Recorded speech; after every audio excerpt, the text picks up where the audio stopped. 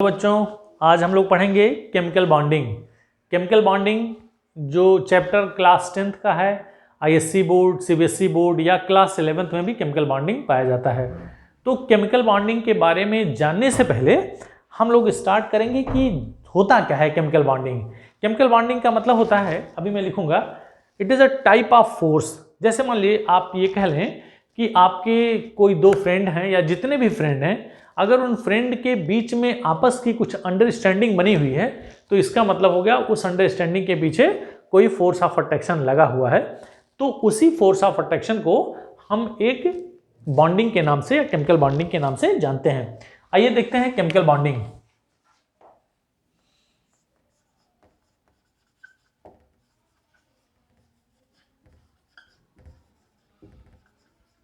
Chemical bonding, chemical bonding का मतलब होता है, अगर हम इसका डेफिनेशन कहें तो कह सकते हैं chemical bonding is a type of force of attraction which holds two or more than two atoms in a molecule. किसी भी मॉलिक्यूल में, किसी भी स्टेबल मॉलिक्यूल में जितने भी एटम हैं उन एटम को आपस में जोड़े रखने वाला जो फोर्स ऑफ अट्रैक्शन होता है उसी को हम केमिकल बॉन्डिंग के नाम से जानते हैं। तो केमिकल बॉन्डिंग कहाँ कहाँ हो सकता है, किस किस एटम में हो सकता है, इसको जानना बहुत ही जरूरी है। तो सबसे पहले हम ये जानेंगे कि कौन से ऐसे एलिमेंट हैं, टोटल जो एटम्स हैं उन एटम्स को अगर हम कैटेगराइज करें तो कुछ मेटेलिक फॉर्म में होते हैं, कुछ नॉन मेटेलिक फॉर्म में होते हैं और कुछ एटम जो होते हैं वो इनर्ट गैस एलिमेंट्स होते हैं। तो यहाँ सबके बारे में जानना बहुत जरूरी है। अगर हम इनर्ट गैस एलिमेंट की बात करें, यहाँ लिखेंगे इनर्ट गैस एलिमेंट।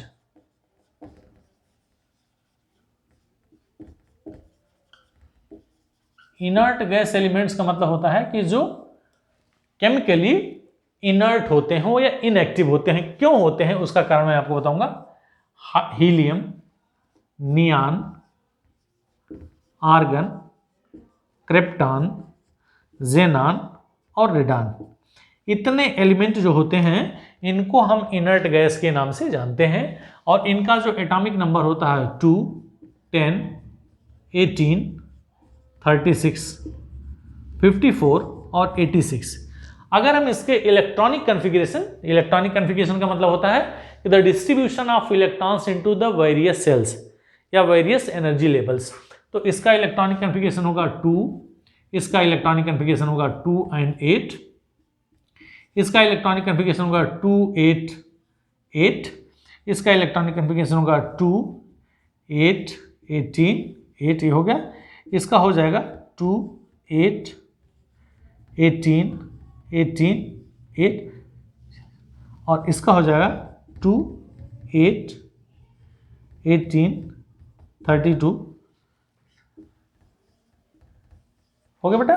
तो आपने देखा कि जो नियान से लेकर के रेडान तक हैं, all the elements are having 8 electrons in its outermost shell except helium.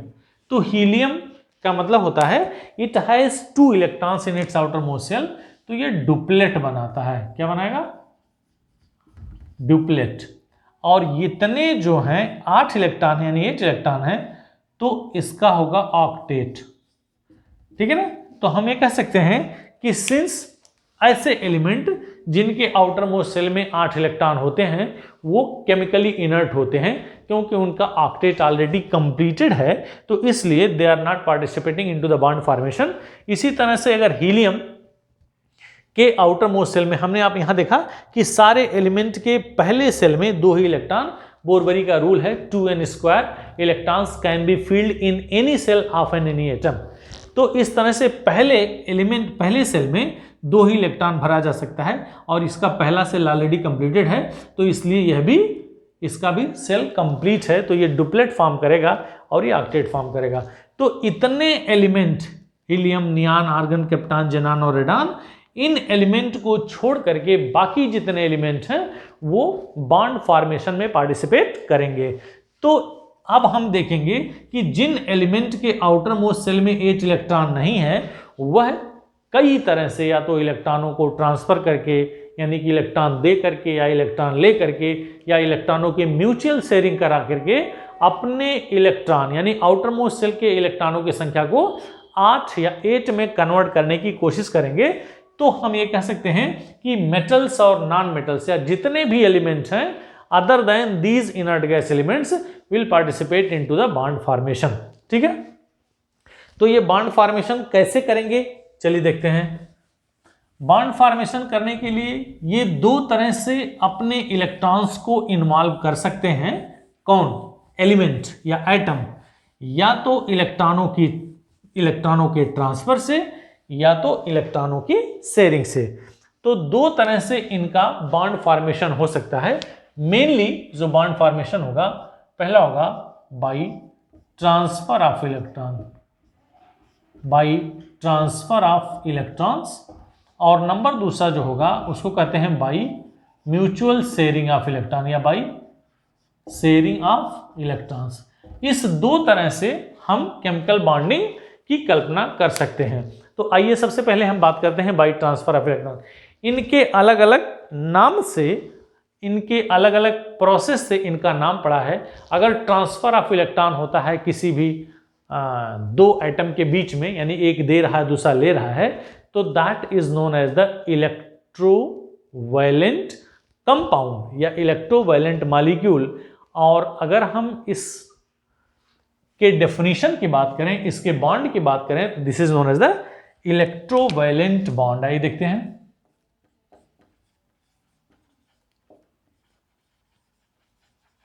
Electrovalent bond, बेटा ये बहुत आसान है, या इसको हम आयनिक बॉन्ड भी कहते हैं। इसको हम आयनिक बॉन्ड भी कहेंगे। क्यों कहेंगे? क्योंकि आयंस का फॉर्मेशन इसमें होता है। इलेक्ट्रोवैलेंट बॉन्ड और आयनिक बॉन्ड। तो अगर हम इसके डेफिनेशन की बात करें तो कह सकते हैं कि the bond which is formed by the transfer of electron, यानी एक इलेक्ट्रॉन, एक मतलब एक एटम इलेक्ट्रॉन ले रहा है और दूसरा एटम इलेक्ट्रॉन ले रहा है, दूसरा दे रहा है। तो इस तरह से इनके बीच में हम इलेक्ट्रॉनों के ट्रांसफर के कारण जो बॉन्ड बनेगा उसको इलेक्ट्रोवैलेंट कंपाउंड। जैसे मान लीजिए हमने कहा x और y में सपोज कर लिए x के पास एक्सेस इलेक्ट्रॉन है, ये अपना इलेक्ट्रॉन y को दे रहा है। यह इंडिकेशन है, it is the indication of transferring of electron. यह अगर इसको इंप्लाइज करें तो कह सकते हैं x, मान लीजिए यहाँ एक इलेक्ट्रॉन था, ठीक है, तो x ने अपना एक इलेक्ट्रॉन दिया और y ने एक इलेक्ट्रॉन लिया। तो इस तरह से आपने देखा कि आयन का फॉर्मेशन हो गया, यानी कि डिफरेंट या कैटायंस, इसको कहते हैं कैटायंस, इसको कहते हैं एनायन। कैटायन और एनायन के बनने के कारण वे दोनों एक मॉलिक्यूल के फॉर्म में एग्जिस्ट करेंगे, which is known as the electrovalent compound या आयनिक कंपाउंड। तो इलेक्ट्रोवैलेंट कंपाउंड इज डन या electrovalent bond is found by the transfer of electron. इसके लिए बहुत सारे एग्जाम्पल्स हैं, many more examples are there, one by one will discuss. जैसे NaCl हो गया, KCl हो गया, मैग्नीशियम ऑक्साइड हो गया, कैल्शियम ऑक्साइड हो गया, कैल्शियम क्लोराइड हो गया, सोडियम सल्फाइड हो गया, पोटेशियम सल्फाइड हो गया, एक्सेट्रा। बहुत सारे मॉलिक्यूल्स हैं जिनमें इलेक्ट्रोवैलेंट बॉन्ड पाया जाता है। तो one by one we will discuss कैसे सोडियम क्लोराइड पहला एग्जाम्पल है जो बहुत ईजी है। अब इस सोडियम क्लोराइड में अभी मैं आपको बताऊंगा कि why the formula of sodium chloride is only NaCl। क्यों इसका फार्मूला NaCl ही होगा? सोडियम क्लोराइड का मतलब होता है जनरल साल्ट या कॉमन साल्ट। आप घर में जाएंगे, मम्मा से पूछेंगे, mumma what is the formula of the sodium chloride, what is the formula of the sodium chloride, तो मम्मा कहेंगे NaCl, अगर मम्मा जानती हैं। बगल में आपका फ्रेंड है, आपके फ्रेंड की मम्मी कहती नहीं, मेरे किचन में जो कॉमन साल्ट है उसका फार्मूला मैं NaCl2 लिखूंगी। ध्यान देंगे, ठीक है ना? But it is wrong. आपका दूसरा फ्रेंड है, उसकी मम्मी कहती हैं Na2Cl में लिखूंगी, तो क्या करोगे? कैसे बताओगे कि these two are wrong, only this is correct? ये सब डिपेंड करता है उसके वैलेंसी पे, उसके इलेक्ट्रोवैलेंसी पे। इसमें एक और नया टर्म आ गया बेटा, जिसे हम कहते हैं इलेक्ट्रोवैलेंसी। इलेक्ट्रोवैलेंसी का मतलब होता है कि the number of electron transferred from one atom to the another atom is known as the electrovalency. जैसे यहाँ x ने एक इलेक्ट्रॉन ट्रांसफर किया, इसका मतलब x ने एक इलेक्ट्रॉन दिया, y ने एक इलेक्ट्रॉन लिया, तो x की इलेक्ट्रोवैलेंसी 1 हो गई और y की इलेक्ट्रोवैलेंसी 1 हो गई। इलेक्ट्रोवैलेंसी का मतलब होगा कि the number of electron transferred या टेकन और लॉस्ट, गिवन और लॉस्ट, इस तरह से हम कह सकते हैं। तो सोडियम क्लोराइड में अगर हम सोडियम क्लोराइड का स्ट्रक्चर देखें तो आइए देखते हैं सोडियम क्लोराइड का स्ट्रक्चर क्या होगा। हम यहां पढ़ रहे हैं बेटा इलेक्ट्रोवैलेंट बॉन्ड, जिसमें पहला एग्जांपल हम देखेंगे sodium chloride. Many more examples are there which I have written on the blackboard. आइए देखते हैं NaCl के बारे में सबसे पहले पढ़ेंगे। NaCl, इन दोनों के बारे में जानना जरूरी है। सोडियम का एटॉमिक नंबर 11, इलेक्ट्रॉनिक कॉन्फ़िगरेशन 281, और Cl जो है atomic number 17, electronic configuration 287। It has 1 electron in its outermost shell. It has 7 electron in its outermost shell. तो इसको अपना ऑक्टेट कंप्लीट करने के लिए क्या करना होगा बेटा, इसके आउटर सेल में 1 इलेक्ट्रॉन है, यह 1 इलेक्ट्रॉन किसी को दे भी सकता है और 7 इलेक्ट्रॉन किसी से ले भी सकता है। दो ही कंडीशन है, या तो 1 इलेक्ट्रॉन किसी को दे दे या तो 7 इलेक्ट्रॉन किसी से ले ले। तो जान लीजिए कि which one is the most favourable, मतलब 1 इलेक्ट्रॉन देना या 7 इलेक्ट्रॉन लेना।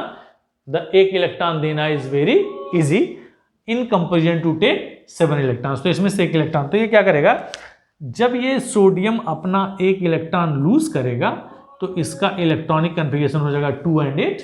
इसी तरह से Cl में इसके आउटर मोस्ट सेल में 7 इलेक्ट्रॉन है, इसके पास भी 2 कंडीशन है, या तो 7 इलेक्ट्रॉन लूज कर दे या तो 1 इलेक्ट्रॉन ले ले।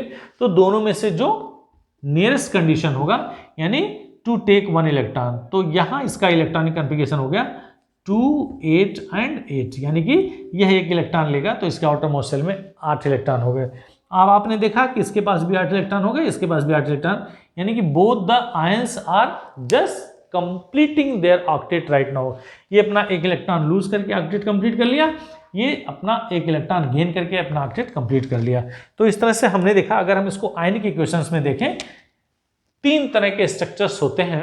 एक होता है स्ट्रक्चर 2 तरह के होंगे, एक होगा हम जिसे कहेंगे इलेक्ट्रॉन डॉट स्ट्रक्चर, दूसरे को हम ऑर्बिट स्ट्रक्चर, और आयनिक फॉर्म में कैसे हम इसको डिफाइन कर सकते हैं जरा देखते हैं।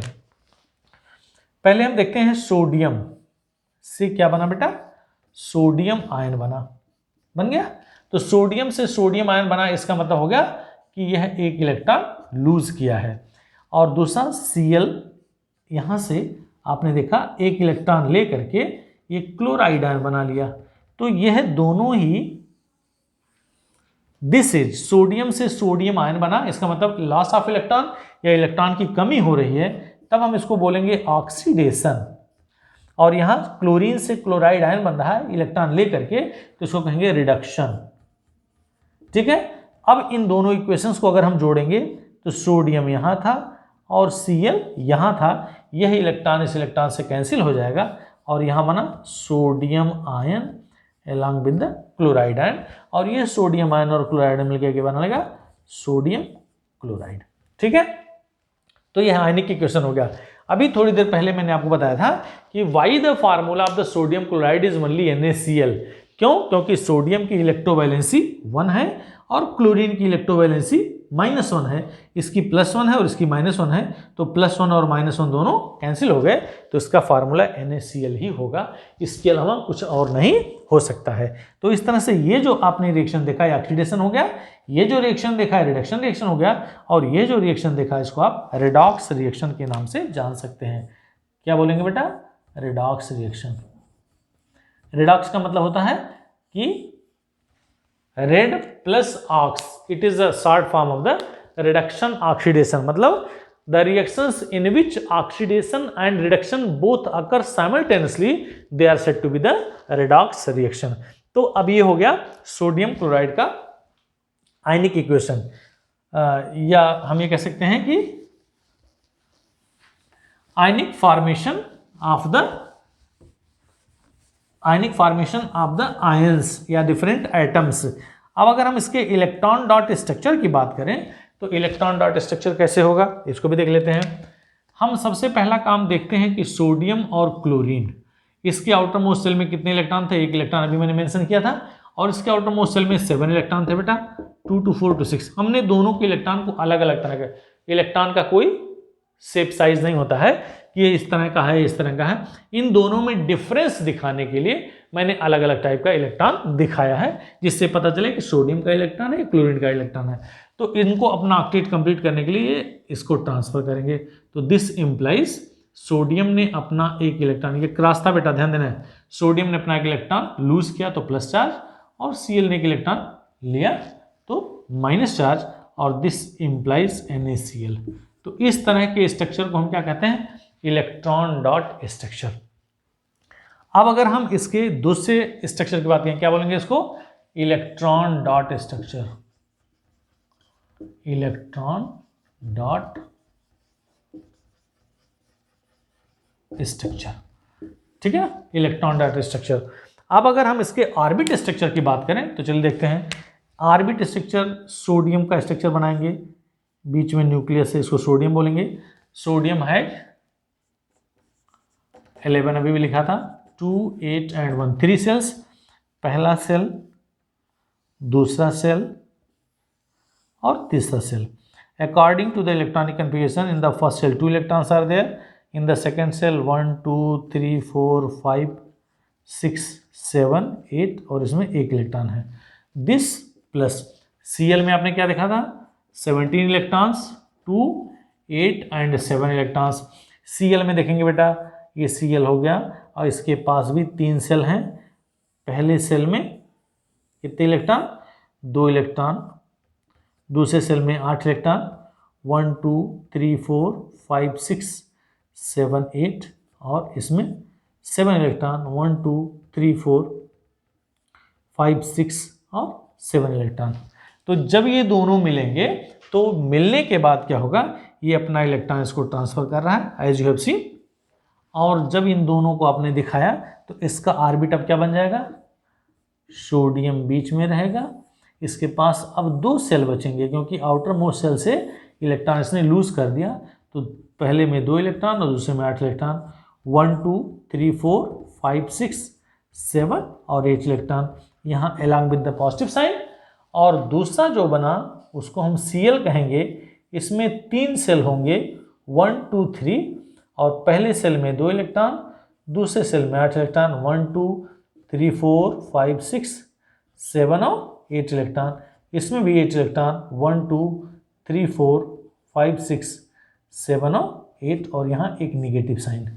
तो इन दोनों को हम क्या लिख सकते हैं बेटा, it is the representation of sodium ion and this is the representation of the Cl ion, और ये दोनों मिलकर के क्या बना लेंगे, सोडियम क्लोराइड। ठीक है, इस तरह से हमें कह सकते हैं कि this is the electrovalent compound. अब इस इलेक्ट्रोवैलेंट कंपाउंड में 3 चीजें आपको जानना होगा। इलेक्ट्रोवैलेंट बॉन्ड क्या होता है, या आयनिक बॉन्ड क्या होता है, इलेक्ट्रोवैलेंसी क्या होती है, और इलेक्ट्रोवैलेंट कंपाउंड्स क्या होते हैं। तो इलेक्ट्रोवैलेंट बॉन्ड फिर से मैं रिवाइज कर रहा हूं, electrovalent bond is the bond which is formed by the transfer of electron. Electrovalency क्या होता है, the number of electron transferred from one atom to the other, मतलब the number of electron gained और lost भी कह सकते हैं। पहले ने कितना इलेक्ट्रॉन गेन लॉस्ट किया या दिया, और दूसरे ने कितना इलेक्ट्रॉन लिया, उसको हम इलेक्ट्रोवैलेंसी कहेंगे। और इलेक्ट्रोवैलेंट कंपाउंड्स कहेंगे the compound which are formed by the electrovalent bond या ionic bond, this is known as the electrovalent compound. ठीक है, बहुत सारे एग्जांपल्स हैं। एग्जांपल्स में मैंने आपको अभी भी एक टेबल दिया था, उस टेबल में तमाम कंपाउंड से एक और कंपाउंड को मैं आपको दिखाऊंगा, या बहुत सारे कंपाउंड्स हैं, जितने भी आप चाहेंगे आप बड़े ही आसानी से बना सकते हैं। आइए देखते हैं नंबर नेक्स्ट, एक और मॉलिक्यूल लेकर के बता दे रहा हूं। नंबर नेक्स्ट होगा, मान लीजिए आपने बना दिया कैल्शियम क्लोराइड। अभी हम इस पहले की बात करें बेटा, कैल्शियम क्लोराइड CaCl2, कैल्शियम का atomic number 20, electronic configuration 2 8 8 and 2, and once more Cl 17, electronic configuration 2 8 7। आप देखेंगे it has 2 electron its outermost shell, तो therefore for occupying its octet it has to lose its last 2 electrons, और इसके पास 7 electron है। इसको अपना octet complete करने के लिए 1 इलेक्ट्रॉन लेने की जरूरत है, तो 1 इलेक्ट्रॉन जब लेगा तो क्या होगा, कैल्शियम ने 2 इलेक्ट्रॉन लूज किया तो ये बना 288 और क्लोरीन ने क्या किया, 1 इलेक्ट्रॉन गेन किया तो हो गया 2 8 एंड 8। अंडरस्टूड। तो इस तरह से हमने देखा कि कैल्शियम को अपना 2 इलेक्ट्रॉन लूज करना है और क्लोरीन को 1 इलेक्ट्रॉन गेन करना है। अब इसके हिसाब से हम एटम का अरेंजमेंट करेंगे Ca और Cl। ध्यान देंगे कैल्शियम, एक कैल्शियम था और 2 क्लोरीन थे। अब इन दोनों का स्ट्रक्चर बनाइए। इसमें आउटर मोस्ट शेल में 2 इलेक्ट्रॉन थे, हमने यहाँ मेंशन कर दिया, और इसके पास 7 इलेक्ट्रॉन्स थे, इसको मेंशन कर दिया। It also had 7 electron in its outermost shell. ये क्या करेगा बेटा, इसको ट्रांसफर करेगा और ये इसको ट्रांसफर करेगा। तो जो बनेगा वो क्या दिखा रहा है, this Cl is taking 1 electron, this calcium is losing 2 electron. एक इसको दे रहा था, दूसरा इसको दे रहा था, और this Cl is taking 1 electron. तो हमने देखा क्या, 2Cl, एक Cl यहाँ, एक Cl यहाँ, chloride ion and calcium ion. तो इस तरह से हमने जो कंपाउंड देखा वो कैल्शियम क्लोराइड। चलिए देखते हैं कैसे किसी कंपाउंड का फार्मूला लिखते हैं। कैल्शियम ये हो गया, Cl ये हो गया, कैल्शियम की वैलेंसी हम इसके नीचे लिख दिए और Cl की वैलेंसी इसके नीचे लिख दिए। Is it. जब हम इसका फार्मूला लिखते हैं तो इस वैलेंसी को इसके नीचे और इस वैलेंसी को इसके नीचे लिख देते हैं, तो दे बनेगा Ca। 1 लिखा नहीं जाता है, Cl के नीचे 2 लिखेंगे। तो इस तरह से हमने देखा कि the formula of the calcium chloride is CaCl2। इसका मतलब ये कह रहा है कि कैल्शियम ने 2 इलेक्ट्रॉन लूज किया, क्लोरीन ने 1 इलेक्ट्रॉन गेन किया। चूंकि 2 क्लोरीन एटम थे इसलिए 2 इलेक्ट्रॉन, एक इस इलेक्ट्रॉन द्वारा गेन किया गया, एक इस एटम के द्वारा गेन किया गया। तो इस तरह से ये फार्मूला बन गया कैल्शियम क्लोराइड। इसी तरह से हम ऑर्बिट स्ट्रक्चर जो भी इसके पहले हमने NaCl के बारे में बताया था, उसी तरह से हम इसका ऑर्बिट स्ट्रक्चर भी बना सकते हैं। अगर हम इसका आयनिक इक्वेशन आपको लिखना बताएं तो चलिए देखते हैं कैसे आयनिक इक्वेशन बनेगा, ये भी देख लें। ये बहुत ही इंपॉर्टेंट टॉपिक है बेटा, बहुत इंपॉर्टेंट चैप्टर है। ये एक तरह से कह लीजिए केमिस्ट्री का बेस है। अगर आप इस चैप्टर को बहुत ही अच्छे तरह से समझ लिए तो बहुत सारी चीज़ें केमिस्ट्री में आपको, वैलेंसी क्या होती है, कंपाउंड्स कैसे बनते हैं, वो एटम्स है कि मॉलिक्यूल्स, बहुत सारी चीज़ें, बेसिक चीज़ें आपकी क्लियर हो जाएंगी। आइए देखते हैं इसके इक्वेशन के बारे में। Calcium is converting into the calcium ion by losing 2 electron, ठीक है। और chlorine is just taking 1 electron to form Cl ion. लेकिन इस मॉलिक्यूल में 2 क्लोरीन एटम थे तो ये 2 इलेक्ट्रॉन लेगा और 2 क्लोराइड आयन बनेगा। इन दोनों इक्वेशंस को अगर हम फिर इसे कहेंगे, calcium is converting into the calcium ion, तो क्या होगा बेटा, ये ऑक्सीडेशन रिएक्शन, और ये क्या होगा, रिडक्शन रिएक्शन। क्यों oxidation, loss of electron is known as oxidation और gain of electron is known as a reduction. पुराने डेफिनेशन के हिसाब से, या जो इनिशियल डेफिनेशन था ऑक्सीडेशन और रिडक्शन का, उसमें कह सकते थे addition of oxygen is known as oxidation, या removal of hydrogen is known as oxygen, addition of hydrogen और removal of oxygen is known as reduction. लेकिन मॉडर्न कॉन्सेप्ट के हिसाब से हम ये कह सकते हैं कि loss of electron is known as oxidation and gain of electron is known as the reduction.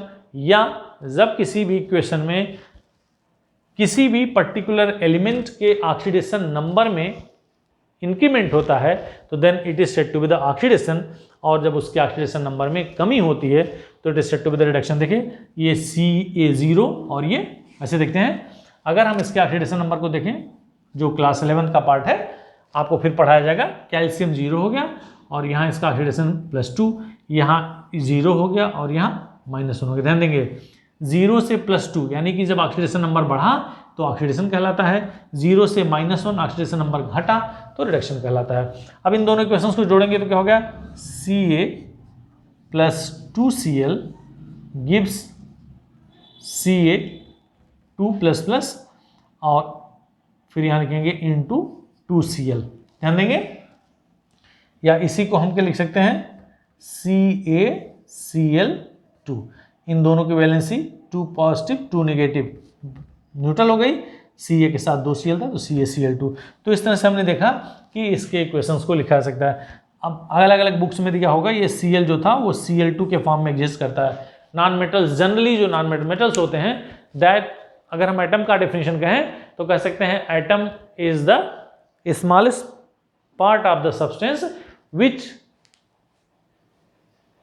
can take part into the chemical reaction which may or may not exist independently। तो उसमें कुछ ऐसे एटम होते हैं, जैसे calcium atom exist करता है independently, लेकिन क्लोरीन एटम इंडिपेंडेंटली एग्जिस्ट नहीं करता है। मतलब एक से ज़्यादा एटम की जरूरत है उसको एग्जिस्ट कराने के लिए। तो ये 2Cl will be converted in the form of the Cl2, तो Ca plus Cl2 this will form the CaCl2। Understood? तो इस तरह से हमने देखा कि this is known as the electrovalent bond या आयनिक बॉन्ड। अभी हम आगे चल करके इसके प्रॉपर्टीज की बात करेंगे। और अब यहां एक कंडीशन और आपको जानना होगा कि इलेक्ट्रोवैलेंट बॉन्ड कब बनते हैं। ये बहुत इंपॉर्टेंट पॉइंट है, इस पॉइंट से आपको जानना होगा। 2-3 पॉइंट हैं, इसको जरा ध्यान में रखेंगे। नंबर पहला, इसके 3 फैक्टर्स हैं। इन फैक्टर्स के बेस पे हम इसके फॉर्मेशन की बात कर सकते हैं। पहला है आईपी,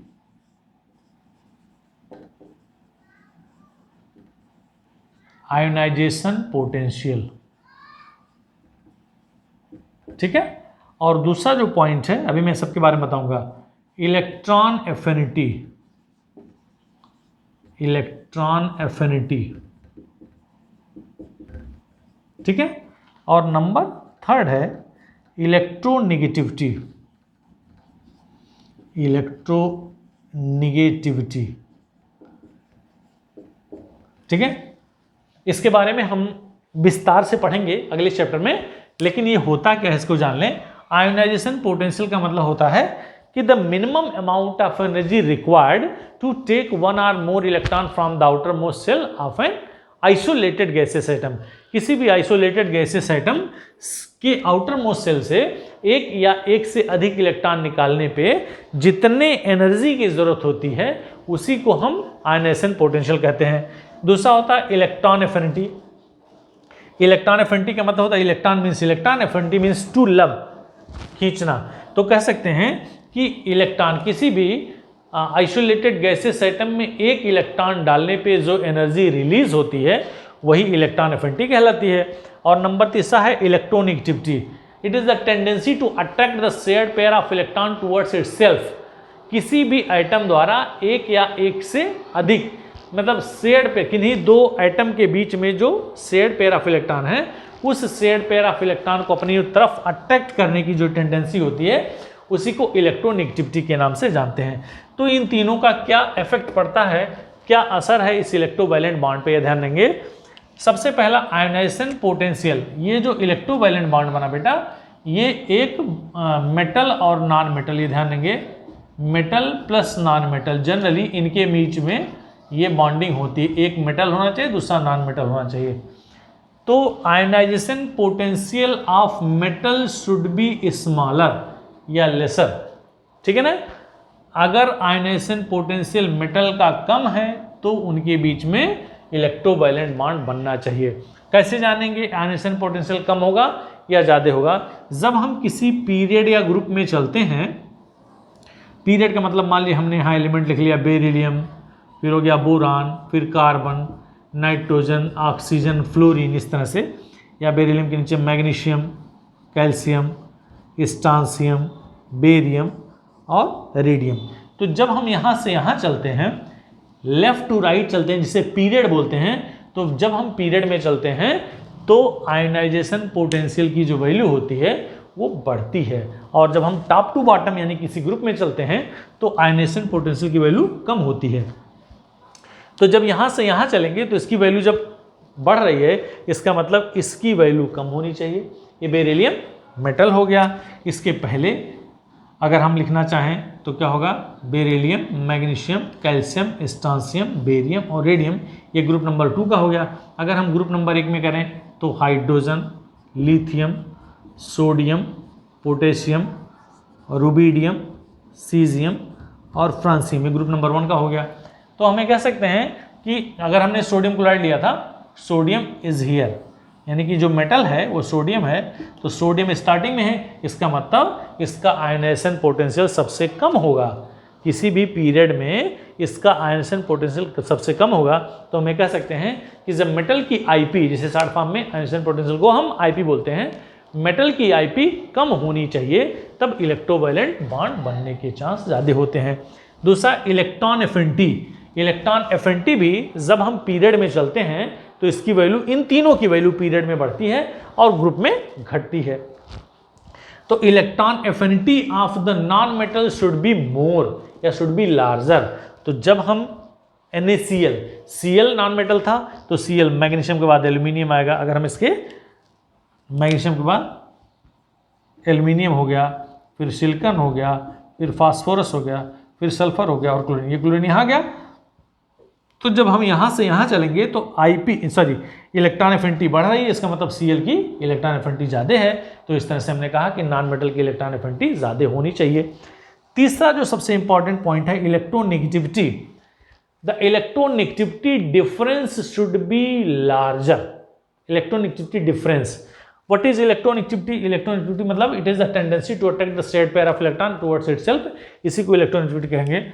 अगर हम Na और Cl में, आपको नहीं पता होगा, जब हम पीरियाडिक टेबल पढ़ाएंगे तब आपको बताएंगे कि सोडियम और क्लोरीन, सोडियम की इलेक्ट्रोनेगेटिविटी 1.1 और Cl की इलेक्ट्रोनेगेटिविटी 3, इसको जब सब्ट्रैक्ट करेंगे तो 1.9, यानी कि हमें कह सकते हैं कि 1.9 इज ग्रेटर देन 1.7, एक मानक बन गया। अलग अलग बुक्स में अलग अलग चीज़ें दी गई हैं, कहीं 1.7 दिया, 1.8 दिया है, 2 मीन नॉट लेस देन 1.7।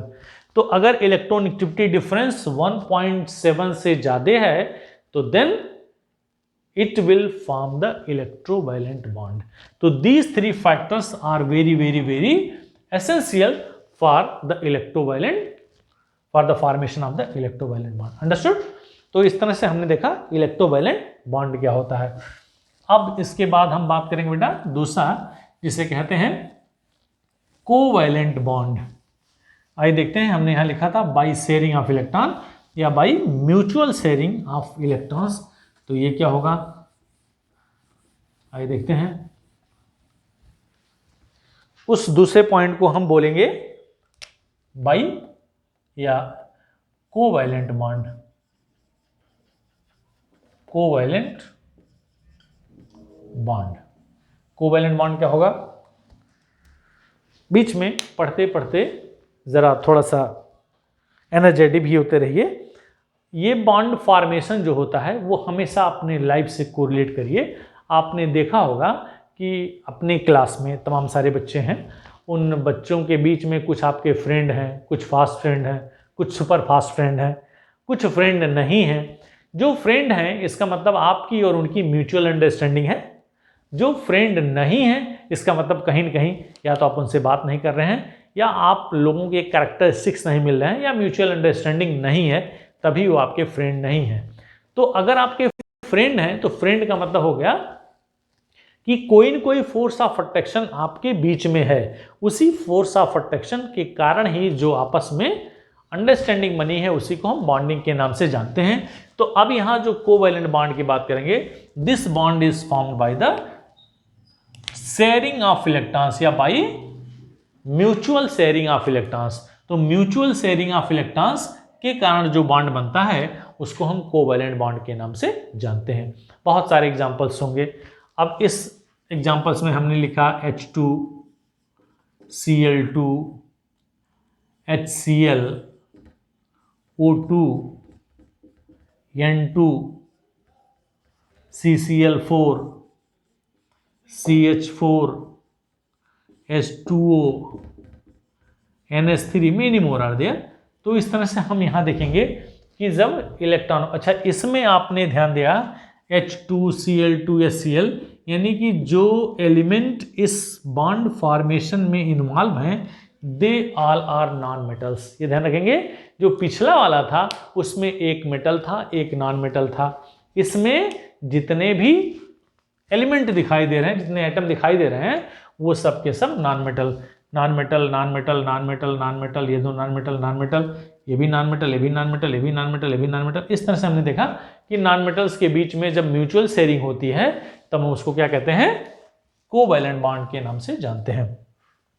अब अगर हम किसी मॉलिक्यूल की बात करें, मान लीजिए H2 की बात करें, हाइड्रोजन का अगर हमको इलेक्ट्रॉन डॉट स्ट्रक्चर दिखाना है तो हाइड्रोजन का एटॉमिक नंबर 1, इसके आउटर मोस्ट शेल में एक इलेक्ट्रॉन होगा।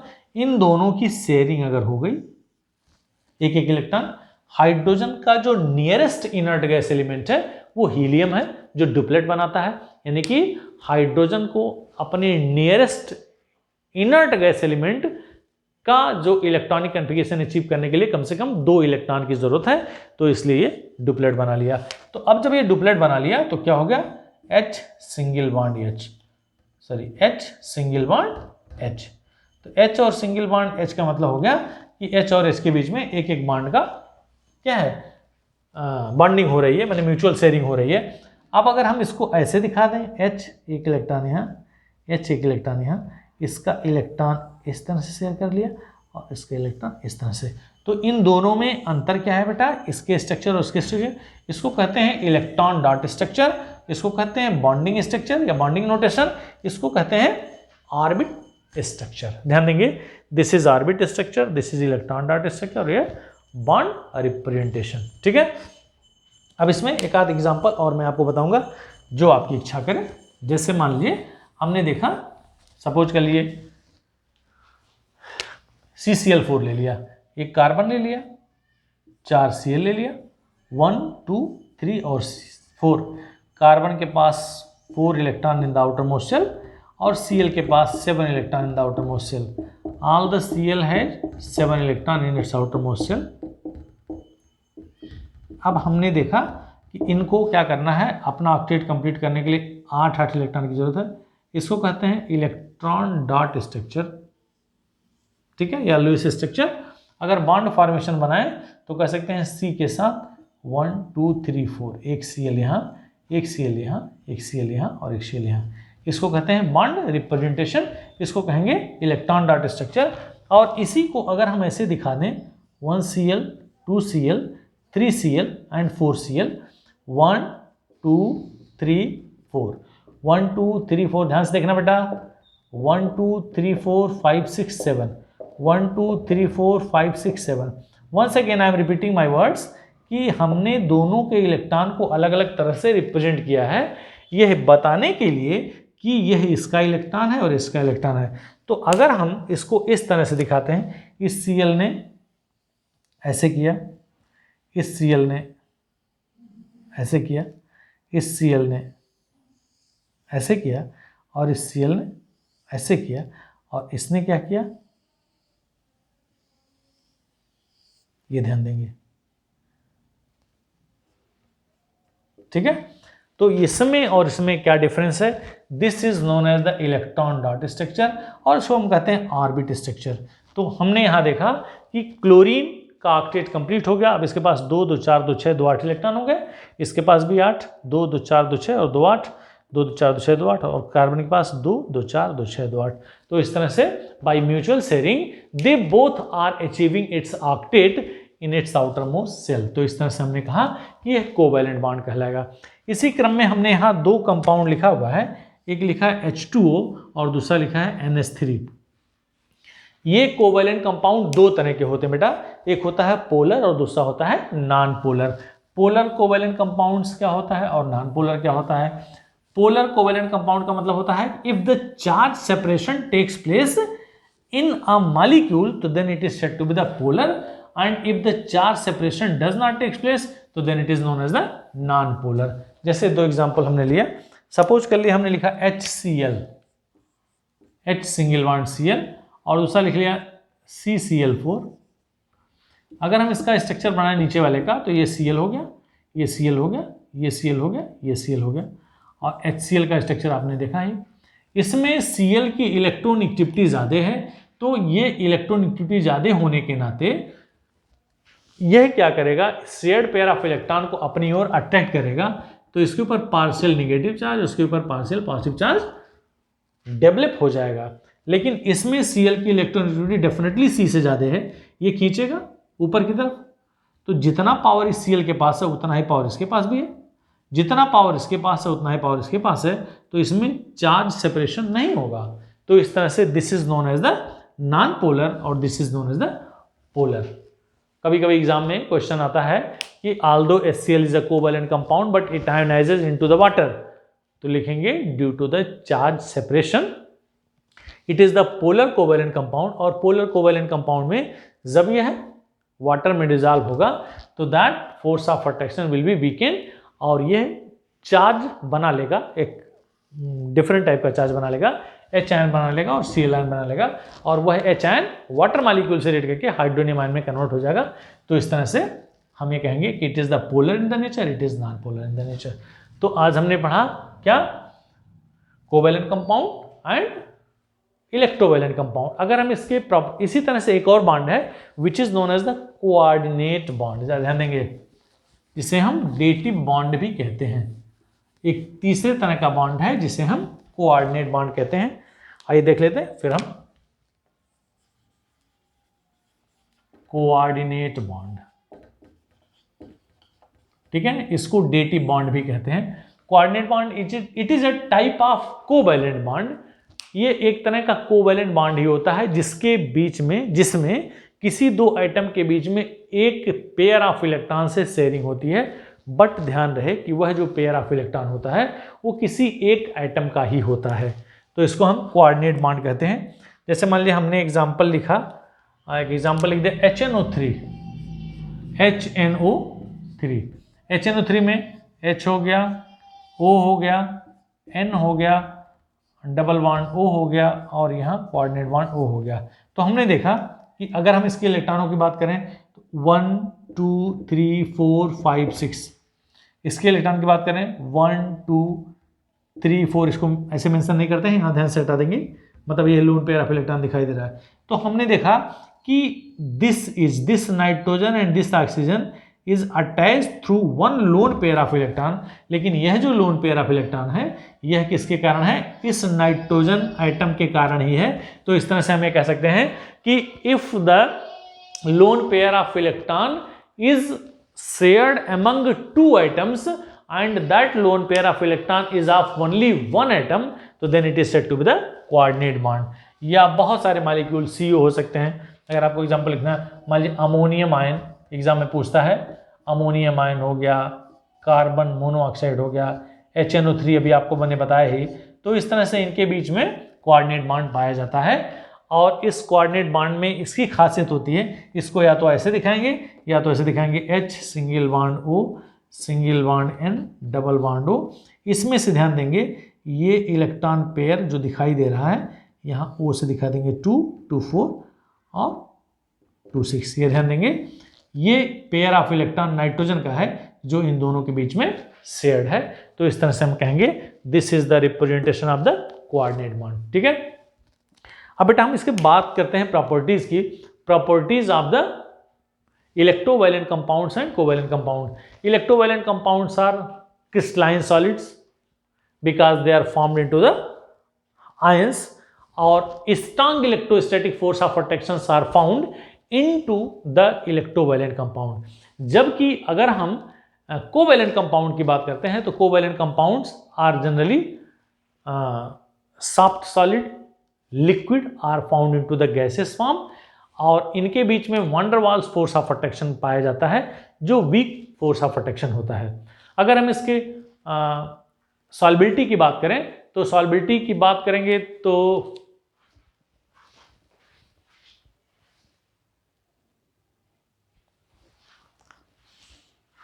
अगर हम इसके सॉल्बिलिटी की बात करें तो सॉल्बिलिटी की बात करेंगे तो देखेंगे कि it is soluble into the water. कौन सा? The electrovalent compound is soluble into the water while as covalent compound is not soluble into the water, it is soluble into the organic solvent। good conductor of heat and electricity जो electrovalent compound होता है जो solid state में means conductor of electricity नहीं show कर सकता है, conductor of heat नहीं शो कर सकता है। solid electrovalent compounds are showing the conductivity of heat या conductivity of electricity due to the bond formation। Solid में इसकी कंडक्टिविटी नहीं शो होगी क्योंकि ये एक दूसरे से बंधे होंगे, लेकिन अगर वो मॉल्टन फॉर्म में है, अगर वो लिक्विड फॉर्म में है या एक्वा सॉल्यूशन में है तो वह चार्ज सेपरेशन हो जाएगा, वो डिफरेंट आयंस बना लेगा, जिसके कारण यह कंडक्टिविटी शो करेगा। ठीक है, एक में होता है, अगर हम इलेक्ट्रोवैलेंट कंपाउंड की बात करें तो electrovalent compound is showing the dissociation, और इलेक्ट्रोवैलेंट कोवैलेंट कंपाउंड इज होता है, हम ये कह सकते हैं कि आयनाइजेशन। और अगर हम इसके बॉइलिंग पॉइंट और मेल्टिंग पॉइंट की बात करें, जो बाई ट्रांसफर ऑफ इलेक्ट्रॉन से बने हैं, they have high melting points and boiling points, और इनका मेल्टिंग पॉइंट और बॉइलिंग पॉइंट बहुत कम होता है, लेकिन बीच में जो कोऑर्डिनेट कंपाउंड्स होते हैं उनकी जो मेल्टिंग पॉइंट्स और बॉइलिंग पॉइंट्स होती है इन दोनों के बीच में पाई जाती हैं। तो it is all about the chemical bonding in which we have seen today electrovalent compounds, covalent compounds and coordinate bond compounds along with this properties। तो thank you so much for watching. अगर आपको ये video अच्छा लग रहा हो तो मेरे चैनल को जरूर सब्सक्राइब करें। Once again thank you so much.